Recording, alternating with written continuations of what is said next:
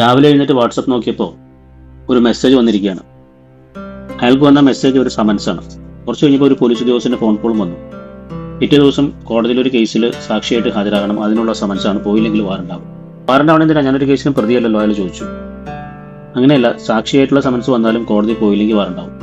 ഇപ്പോൾ സുഖമില്ലാതിരിക്കുകയാണല്ലോ, എന്ത് ചെയ്യാൻ പറ്റും? മറുപടി പറഞ്ഞു, അങ്ങനെയാണെങ്കിൽ മെഡിക്കൽ സർട്ടിഫിക്കറ്റ് ഹാജരാക്കുന്നത് പ്രോസിക്യൂട്ടർ അടുത്ത് കൊടുക്കണം, അതല്ലെങ്കിൽ ഒരു വക്കീലിനെ വെച്ച് സമൻസിന് ആബ്സെന്റ് ആപ്ലിക്കേഷൻ കൊടുക്കണം, അല്ലെങ്കിൽ വാറണ്ടാവും. അന്വേഷിച്ചപ്പോൾ എങ്ങനെ ഈ സമൻസ് വാട്സപ്പ് വഴിയൊക്കെ സെർവ് ചെയ്യാം? സെക്ഷൻ 62 CRPCയിലാണ് ഈ സമൻസ് സെർവ് ചെയ്യുന്ന കാര്യം പറയുന്നത്.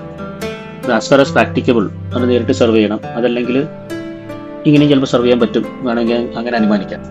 സമൻസ് സെർവ് ചെയ്ത് കഴിഞ്ഞാൽ വരുന്ന ഉദ്യോഗസ്ഥൻ നേരിട്ടാണ് സെർവ് ചെയ്യുന്നതെങ്കിൽ അത് പറയുമ്പോൾ അതിൻ്റെ ഡ്യൂപ്ലിക്കേറ്റിൽ ഒപ്പിട്ട് കൊടുക്കണം മറുവശത്ത്. ഇനി സെക്ഷൻ 64 പറയുന്നത് സമൻസ് സെർവ് ചെയ്യാൻ വരുമ്പോൾ ആളെ കണ്ടുപിടിക്കാൻ പറ്റിയില്ലെങ്കിൽ ഫാമിലി മെമ്പർക്ക് കൊടുത്തിട്ട് പോവാം. ഫാമിലി മെമ്പറും ഇതുപോലെ അവർ ആവശ്യപ്പെട്ടാൽ സമൻസ് സെർവ് ചെയ്ത് കൊടുക്കുക, സൈൻ ചെയ്ത് കൊടുക്കണം മറുവശത്ത്.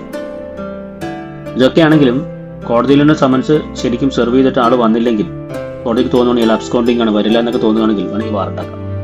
അത് സെക്ഷൻ 87 CRPCയിലാണ് പറയുന്നത്. പിന്നീട് സെക്ഷൻ 350 CRPCയിൽ പറയുന്നത് ഇതിന്റെ പണിഷ്മെന്റ് ആണ്.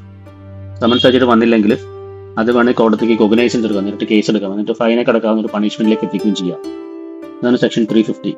അപ്പോൾ അതിനർത്ഥം സമൻസ് കിട്ടുമ്പോൾ അത് വാദിയാണെങ്കിലും പ്രതിയാണെങ്കിലും, സമൻസ് എന്ന് പറഞ്ഞാൽ സാക്ഷിയാണെങ്കിലും വാദിയാണെങ്കിലും സമൻസിന്റെ പേരിൽ ഹാജരായില്ലെങ്കിൽ കോടതിക്ക് വേണമെങ്കിൽ വാറണ്ടായിട്ട് അത് പിന്നീട് നടപടികളിലേക്ക് കടക്കാം. ഇതെല്ലാം CRPCയിലെ വകുപ്പുകളാണ് പറഞ്ഞതെങ്കിലും ഇപ്പോൾ BNSS ആണ്. ആ BNSSന്റെ വകുപ്പുകൾ മാത്രമേ വ്യത്യാസമുള്ളൂ, ബാക്കി കണ്ടന്റ് ഒക്കെ ഏകദേശം സെയിം തന്നെയാണ്.